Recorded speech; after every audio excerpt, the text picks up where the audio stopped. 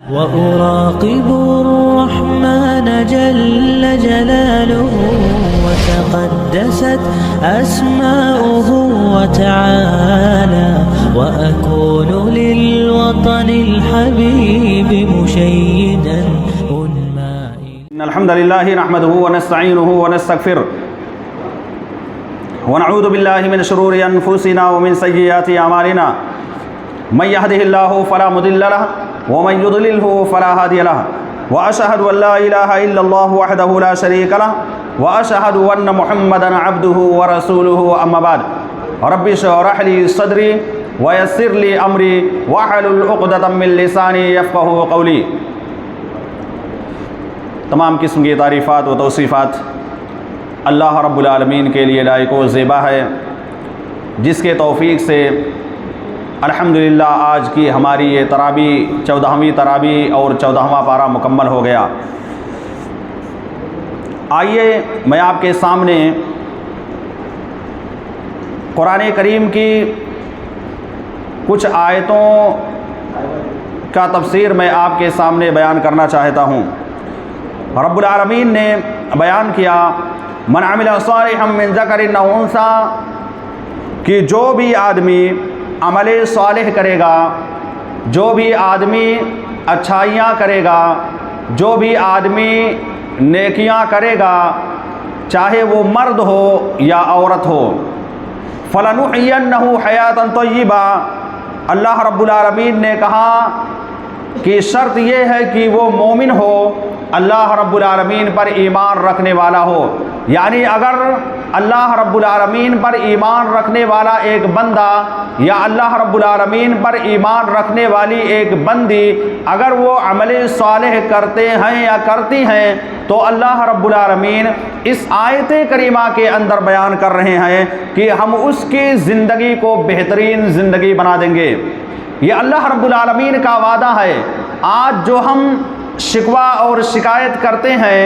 کہ ہمارے اوپر طرح طرح کی پریشانیاں آتی ہیں، ہمارے اوپر طرح طرح کی مصیبتیں آتی ہیں، ہم بہت ساری پریشانیوں کا اور بہت ساری دقتوں کا سامنا کر رہے ہیں، لیکن کیا ہم نے کبھی اپنے اوپر غور و فکر کیا؟ کیا کبھی ہم نے اپنے اعمال کا جائزہ لیا؟ کیا کبھی ہم نے اپنے بارے میں سوچا کہ کیا ہم اللہ رب العالمین کو راضی کرنے والا، اللہ رب العالمین کو خوش کرنے والا عمل کر رہے ہیں کہ نہیں کر رہے ہیں؟ کیا ہم نے اپنے گریبان کے اندر جھانک کر کے دیکھا کہ ہم پانچوں نمازوں کے پڑھنے کا اہتمام کرتے ہیں کہ نہیں کرتے ہیں؟ کیا ہم نے اپنے آپ کو برائیوں سے بچا کر کے رکھا ہے کہ نہیں رکھا ہے؟ اگر ان ساری چیزوں سے ہم نے اپنے آپ کو بچا کر کے رکھا ہے، یعنی برائیوں سے اپنے دامن کو ہم نے بچا کر کے رکھا ہے، اور رب العالمین نے جن جن کاموں کے کرنے کا حکم دیا ہے ان کاموں کو اگر ہم نے کیا ہے، تو یقینی طور پر اللہ رب العالمین کا یہ وعدہ ہے کہ ہم ایسے شخص کی زندگی کو بہترین زندگی بنا دیں گے۔ ایسے آدمی کی زندگی کو، ایسے آدمی کی لائف کو اللہ رب العالمین کہہ رہا ہے کہ ہم خوشگوار والی زندگی بنا دیں گے، پھر اس کی زندگی کے اندر کوئی پریشانی اور کوئی دقت نہیں آئے گی، کسی قسم کی پریشانی کا وہ آدمی سامنا نہیں کرے گا۔ اس آدمی کے اوپر سے ساری پریشانیاں جو بر وقت موجود ہوں گی، ان ساری پریشانیوں کا خاتمہ اللہ رب العالمین کر دے گا، لیکن شرط یہ ہے کہ ایمان لانے کے ساتھ ساتھ اللہ رب العالمین پر اور نبی صلی اللہ علیہ وسلم پر ایمان رکھنے کے ساتھ ساتھ عمل صالح کرنا ہے، نیکیاں کرنا ہے، اللہ کو راضی کرنا ہے، اللہ کو خوش کرنا ہے، تبھی جا کر کے ہماری زندگی بہترین زندگی ہو سکتی ہے۔ اور آگے اللہ رب العالمین نے بیان کیا وَلَنَجْزِيَنَّهُمْ أَجْرَهُمْ بِحَسَنِ مَا كَانُوا يَعْمَلُونَ، کہ صرف ہم دنیا کی زندگی کو بہتر نہیں بنائیں گے، بلکہ اللہ رب العالمین وعدہ کرتے ہوئے کہہ رہے ہیں کہ ہم ان کو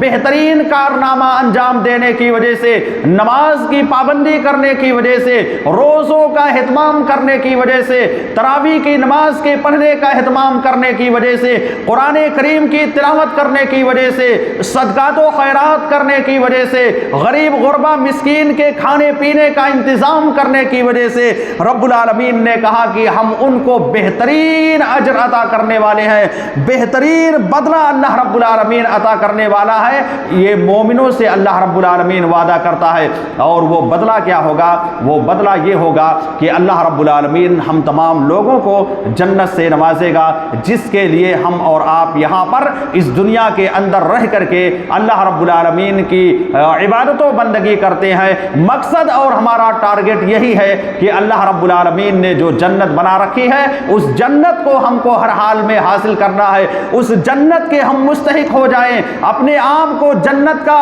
حقیقی حقدار بنا لیں۔ اس کے لیے ہم اور آپ اس دنیا کے اندر رہ کر کے تغودو کرتے ہیں، کوشش کرتے ہیں، محنت کرتے ہیں۔ تو یہ اللہ رب العالمین کا وعدہ اس آیت کریمہ کے اندر ہے، جس کو میں نے آپ کے سامنے پیش کر دیا۔ اسی طرح سے دوران تراویح آپ لوگوں کے سامنے ایک آیت کریمہ اور تلاوت کی گئی، جس میں اللہ رب العالمین نے یہ بیان کیا کہ ہم نے ہر امت کے اندر رسول بنا کر کے بھیجا ہے۔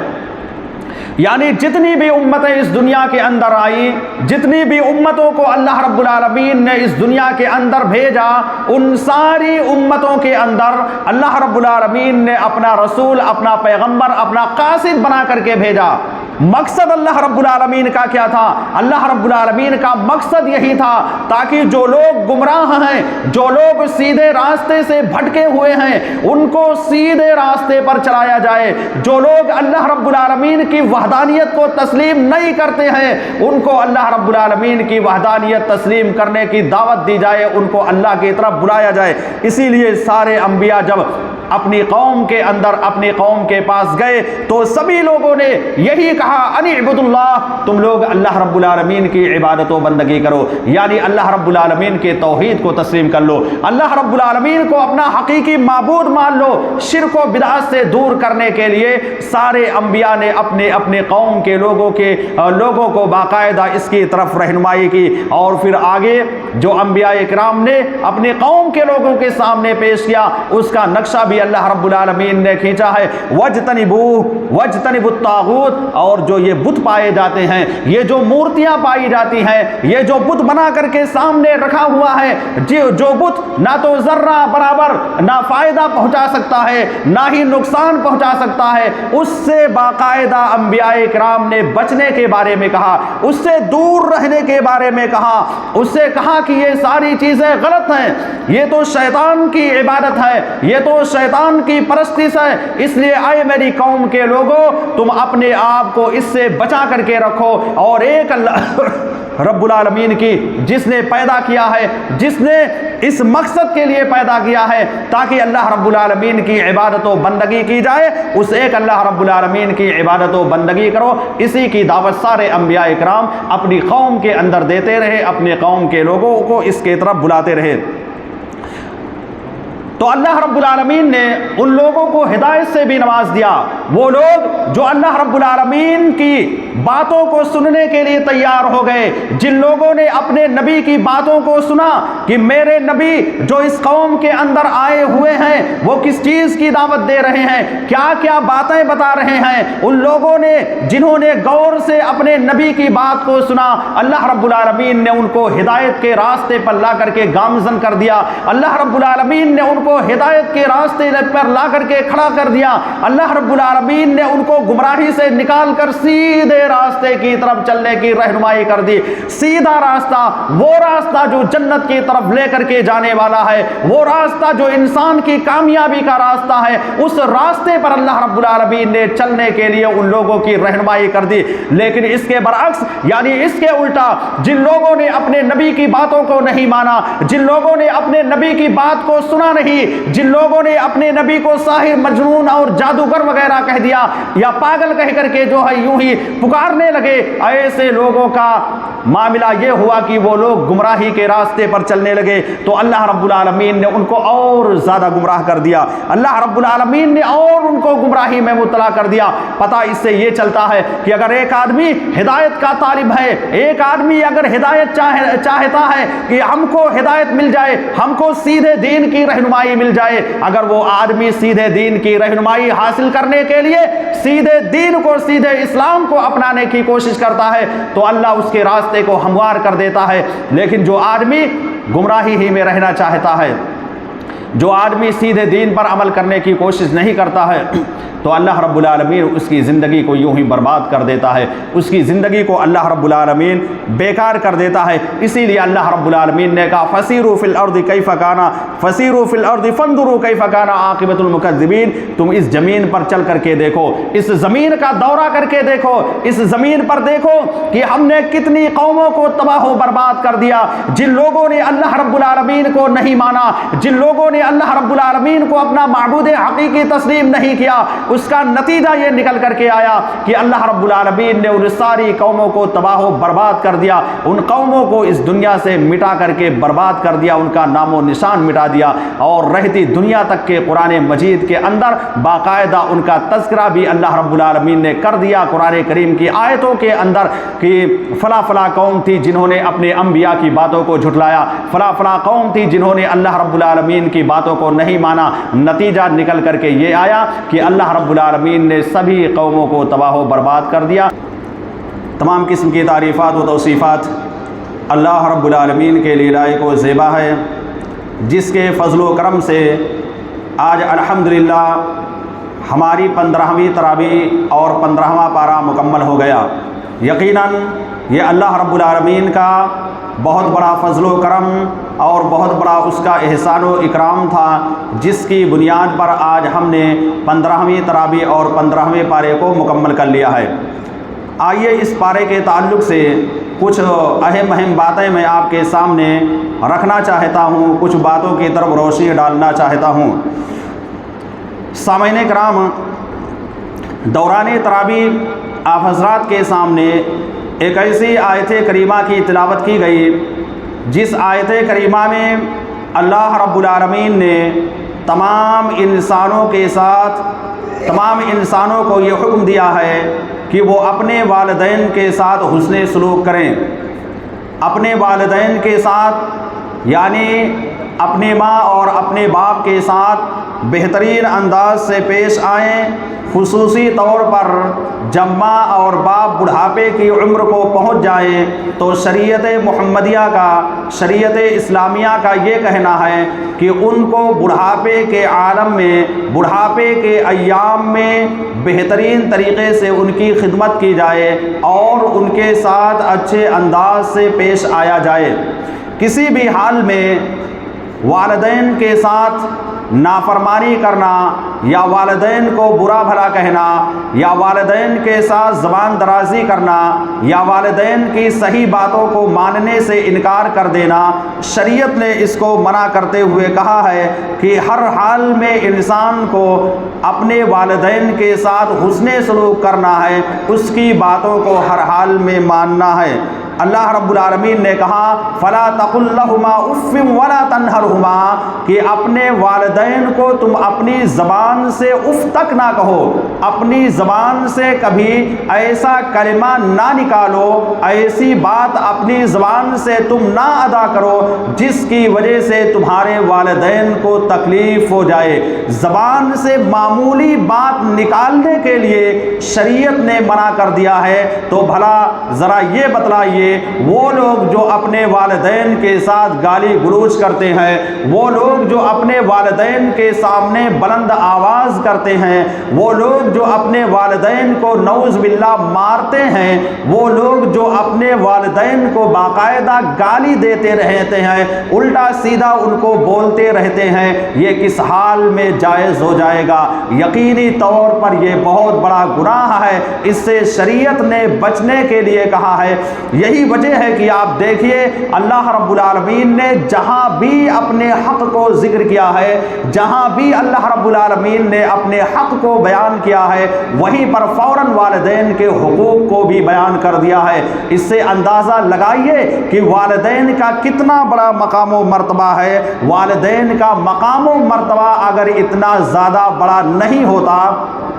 تو اللہ رب العالمین اپنے مقام و مرتبے کے بعد اپنی عبادت و بندگی کرنے کے بعد والدین کے ساتھ حسن سلوک کرنے کا حکم نہیں دیتا۔ تو ان کو ہر حال میں یعنی والدین کو نہ جھڑکنا ہے، نہ والدین کو برا بھلا کہنا ہے۔ اللہ رب العالمین نے کہا کہ اپنے والدین کے سامنے کیا کہنا ہے، اس کا بھی اللہ رب العالمین نے قرآن کریم کے اندر نقشہ کھینچ دیا۔ وَقُلْ لَهُمَا قَوْلًا كَرِيمًا، کہ جب بھی اپنے والدین کے سامنے بات کرو، جب بھی ان کے سامنے کلام کرو تو بہترین انداز سے بات کرو۔ اگر تمہارے والدین تم کو بلا رہے ہیں، کسی کام کے کرنے کے لیے تم کو کہہ رہے ہیں، والدین یہ کہہ رہے ہیں کہ اے بیٹے یہ کام کر دو، اے بیٹے تم کو یہ کام نہیں کرنا چاہیے، یہ غلط کام ہے، یا کوئی کام کرنے کا حکم دے رہے ہیں، تو وہاں پر بیٹے کے اوپر یا بیٹی کے اوپر یہ ذمہ داری عائد ہو جاتی ہے کہ اپنے والدین کی بات کو، اگر وہ شریعت کے مخالف نہیں ہے، اگر شرک کی دعوت نہیں دے رہے ہیں، تو ایسے میں اس کی بات کو، ان کی باتوں کو منو عن تسلیم کرنا ہے،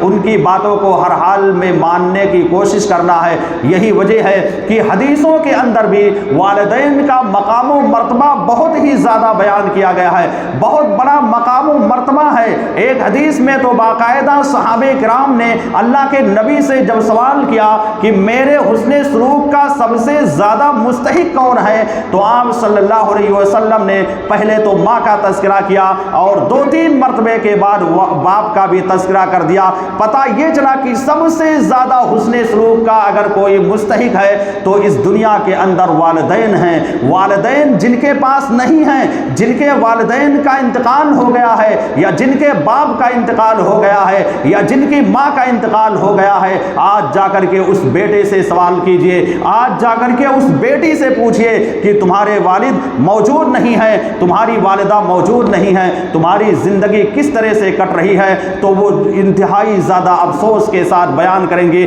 کہ آج ہمارے والد ہوتے تو ہماری زندگی کچھ اور ہوتی، آج ہماری والدہ موجود ہوتی ہے تو ہم لوگ خوشی کی زندگی گزارتے، لیکن افسوس کا مقام ہے آج جن کے والدین زندہ ہیں، آج ان کے باپ، ان کے بیٹے یا اسی طرح سے ان کی بیٹیاں جو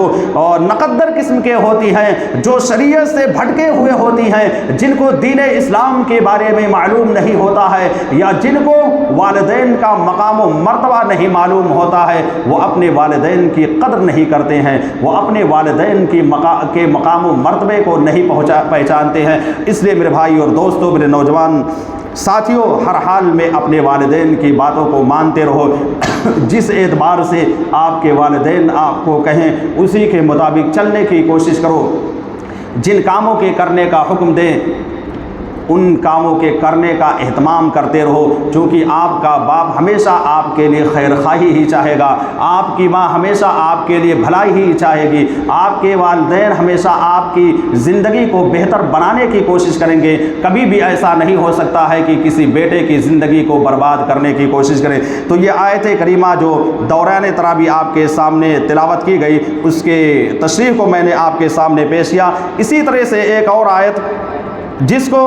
دوران نماز آپ کے سامنے پیش کیا گیا، جو کہ سورۃ الکہف کی آیت کریمہ ہے، اس آیت کریمہ میں اللہ تبارک و تعالیٰ نے قیامت کے نقشے کو کھینچا ہے۔ قیامت کے نقشے کے کھینچنے کے بعد اللہ رب العالمین نے کہا وَأُوذِيَ الْكِتَابُ فَتَرَى الْمُجْرِمِينَ مُشْفِقِينَ مِمَّا فِيهِ، کہ قیامت کے روز جب تمام انسان اللہ رب العالمین کے سامنے حاضر ہوں گے، جب تمام انسانوں کو اللہ رب العالمین کے سامنے جمع ہونا پڑے گا، رب العالمین کی عدالت قائم ہوگی، عدل کا ترازو اللہ رب العالمین قائم کرے گا۔ جس طرح سے ہم اور آپ یہاں پر دنیا کے اندر ایک امام کے سامنے بیٹھے رہتے ہیں، ٹھیک اسی طرح سے قیامت کے روز اللہ رب العالمین سب کا امام بن کر کے آگے بیٹھے گا، اور سب ایک سب میں سب بسب ہو کر کے بیٹھے رہیں گے۔ وہاں پر اللہ رب العالمین سبھی سے سوال کرے گا، ایک ایک پل کے بارے میں، ایک ایک منٹ کے بارے میں، ایک ایک سیکنڈ کے بارے میں اللہ اللہ رب العالمین سوال کرے گا یہ جو ہمارا 1 منٹ، یہ جو ہمارا 1 سیکنڈ بیت رہا ہے، گزر رہا ہے، اس کے بارے میں اللہ تبارک و تعالیٰ وہاں پر سوال کرے گا۔ اگر ہم نے دنیا کے اندر نیکیاں کی ہیں، اچھائیاں کی ہیں تو ہمارے لیے بہت ہی بہتر ہوگا، لیکن اس بات کو بھولنا نہیں، اس بات کو یاد رکھنا اگر دنیا کے اندر ہم نے برائیاں کی ہیں، گناہوں سے اپنے دامن کو بچا کر کے نہیں رکھا ہے تو یاد رکھنا اللہ رب العالمین کی پکڑ بہت سخت ہے۔ اللہ نے اس آیت کے اندر نقشہ کھینچتے ہوئے کہا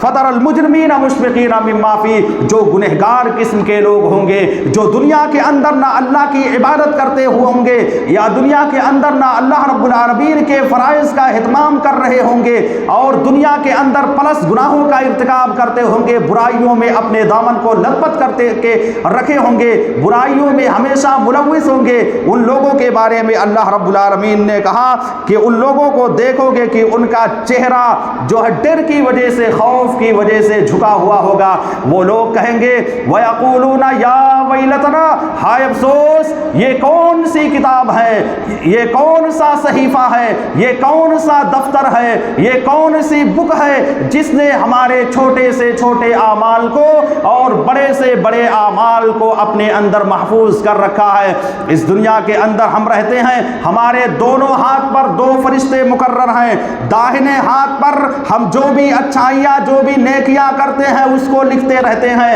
اور بائیں ہاتھ پر ہمارے وہ فرشتے موجود ہیں جو ہمارے گناہ کے کارناموں کو لکھتے رہتے ہیں۔ جس گناہ کا ہم دن کے اجالے میں یا رات کی تاریکی میں، جس وقت پوری دنیا سو رہی ہوتی ہے، اس رات کی تاریکی میں اگر برائی کریں گے، اپنے گھر کے اندر کریں گے یا کسی اور جگہ پر کریں گے، گرچہ تمہارے گھر کے کوئی افراد نہیں جان سکتے ہیں، یہ اللہ رب العالمین کا فرشتہ جو بائیں ہاتھ پر بیٹھا ہوا ہے وہ اس کے اندر نوٹ کرے گا، لکھے گا۔ تو مجرمین لوگ جب وہاں پر اپنے نامے اعمال کو دیکھیں گے کہیں گے ہائے افسوس، یہ کون سی کتاب ہے، یہ کون سا صحیفہ ہے کہ جس نے ہمارے چھوٹے سے چھوٹے اعمال کو، جس نے ہمارے بڑے سے بڑے اعمال کو اپنے اندر محفوظ کر رکھا ہے۔ ہم نے معمولی سا گناہ کیا تھا، یہ سوچ کر کے کہ چلو اس گناہ کو ریکارڈ نہیں کیا جائے گا، اس گناہ کو درج نہیں کیا جائے گا، آخر یہ کون سے فرشتے تھے، یہ کون سی کتاب تھی کہ جس نے ہماری معمولی سے معمولی گناہ کو اپنے اندر درج کر کے رکھا ہے۔ ٹھیک اسی طرح سے ہماری معمولی سی معمولی نیکی، اگر ہم نے رائی کے دانے کے برابر بھی نیکی کیا ہوگا، معمولی سا نیکی کیا ہوگا، ایک تن کا مسجد سے نکال کر کے باہر پھینک دیا ہوگا، یا روڈ پر چلتے ہوئے راستے میں چلتے ہوئے ہم نے اینٹ کو، پتھر کو یا اسی طرح سے کانٹے دار چیزوں کو اٹھا کر کے پھینک دیا ہوگا، تو یہ ساری کی ساری چیزیں وہاں پر ریکارڈ میں موجود ہوں گی، یہ ساری کی ساری چیزیں وہاں پر موجود ہوں گی۔ اور جب انسان اپنے نام اعمال کو دیکھے گا، جو متقی اور پرہیزگار ہوگا وہ تو انتہائی زیادہ خوش ہو جائے گا، لیکن جو گنہگار ہوگا، جو مجرم ہوگا، وہ انتہائی زیادہ افسوس کرے گا، افسوس کے ساتھ جو ہے انتہائی زیادہ وہ افسوس کرتا ہوا پھرے گا، اور وہ کہے گا کہ اے کاش کہ میں دنیا کے اندر یہ ساری چیزیں نہ کیا ہوتا، ہم نے دنیا کے اندر یہ ساری چیزیں چھوڑ دی ہوتی تو میرے لیے کتنا زیادہ بہتر ہوتا۔ لیکن ایک بات کو یاد رکھو، اللہ رب العالمین نے بیان کیا آخر میں وَلَا يَظْلِمُ رَبُّكَ أَحَدًا، اللہ رب العالمین کسی کے اوپر ذرہ برابر بھی ظلم و زیادتی نہیں کرے گا۔ یعنی اس دنیا کے اندر رہ کر کے اگر ہم ایک نیکی کرتے ہیں تو اللہ رب العالمین کی دریا دلی کو دیکھیے، اللہ رب العالمین کی مغفرت کو دیکھیے کہ ایک نیکی کو کئی گنا زیادہ بڑھا کر کے پیش کرتا ہے، 700 گنا بڑھا کر کے اس رمضان کے مہینے میں پیش کرتا ہے۔ لیکن اسی جگہ پر اللہ رب العالمین کی دریا دلی کو دیکھیے کہ اللہ رب العالمین جب ایک بندہ کوئی گناہ کرتا ہے، ایک گناہ کرتا ہے، تو ایسا نہیں کہ اس کو 10 گنا بڑھا کر کے پیش کر دے، 700 گنا بڑھا کر کے پیش کر دے۔ ایک گناہ کرو گے تو ایک ہی گناہ ملے گا، ایک ہی گناہ اس کو لکھا جائے گا، لیکن جب نیکی کی بات آتی ہے تو اللہ رب العالمین کئی گناہ بڑھا کر کے لکھتا ہے۔ مسئلہ یہ ہے کہ اللہ رب العالمین چاہتا ہے کہ میں اپنے بندوں کو کسی نہ کسی طرح سے معاف کر دوں، اپنے بندوں کو کسی نہ کسی طرح سے بخش دوں، لیکن افسوس کا مقام ہے کہ آج امت مسلمہ کی ایک بہت بڑی آبادی اللہ رب العالمین کے ذکر سے غافل رہتی ہے، اللہ رب العالمین کو یاد نہیں کرتی ہے۔ اللہ رب العالمین سے دعا ہے کہ الہ العالمین ہم تمام لوگوں کو ان باتوں پر عمل کرنے کی توفیق عطا فرما۔ الہ العالمین ہم تمام لوگوں کو والدین کے ساتھ حسن سلوک کرنے کی توفیق عطا فرما۔ الہ العالمین اس دنیا کے اندر رہ کر زیادہ سے زیادہ نیکیوں کو اور اچھائیوں کو جمع کرنے کی، اکٹھا کرنے کی توفیق عطا فرما، اور برائیوں سے ہم تمام لوگوں کو بچنے کی بھی توفیق عطا فرما، آمین۔ وآخر دعوانا ان الحمد للہ رب العالمین۔